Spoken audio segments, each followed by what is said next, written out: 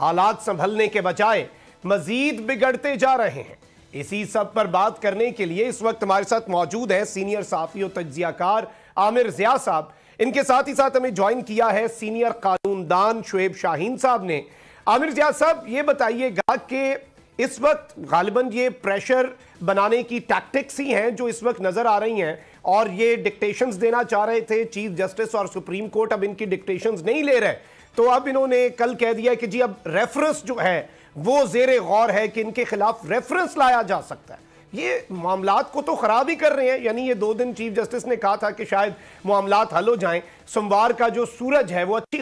خبریں لے کر طلوع ہو، لیکن مجھے لگ رہا ہے کہ امید اچھے کی نظر نہیں آ رہی۔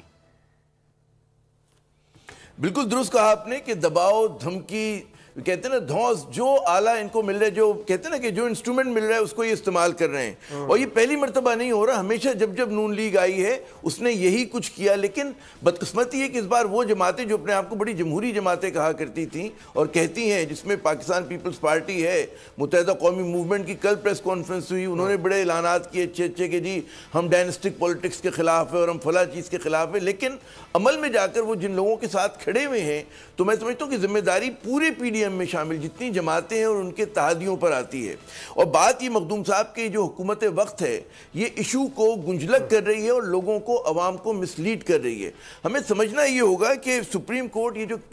اس کیس کی جو ہیئرنگ ہے، سوموٹو جو لیا ہے، وہ پی ڈی ایم کے خلاف نہیں ہے، وہ P D M versus P T I نہیں ہے۔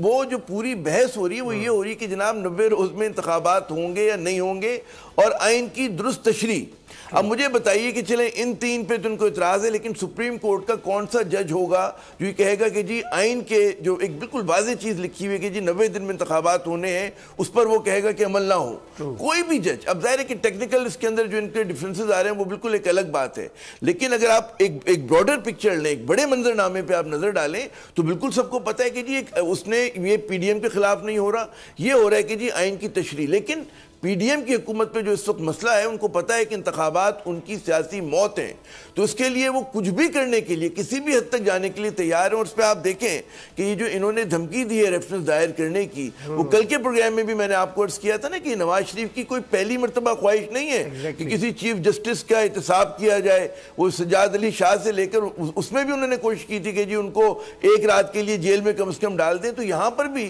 اب وہ اسی طرح کی غیر آئینی، غیر قانونی خواہشات ہیں، اور ایک سزا یافتہ شخص، مفرور شخص جو ہے وہ ڈکٹیٹ کرے اور پی ڈی ایم کی حکومت کو چلا رہا ہے۔ لیکن سمجھنے کی بات یہ ہے کہ یہ ایشو جو ہے یہ کریٹ کیا گیا، اٹس اے نان ایشو، اور جو عدالت جو فیصلہ کرنے جا رہی ہے وہ یہ کہہ رہی کہ جی ہمیں مطلب ہے کہ حکومت کو 90 دن میں انتخابات کرانے ہیں، اس پہ اس کا مفر نہیں ہے، کیونکہ عدالت جو ہے وہ بڑے آرام سے انووک کر سکتی ہے۔ میرے خیال میں سہیل شاہین صاحب زیادہ اچھی روشنی ڈالیں گے آرٹیکل 190 کو، کہ جس میں تمام اداروں کو سپریم کورٹ کی ایڈ میں آنا اس کا آئینی فرض ہے۔ اگر وہ کہتی ہے کہ انتخابات ہوں گے تو اس کے لیے جناب بالکل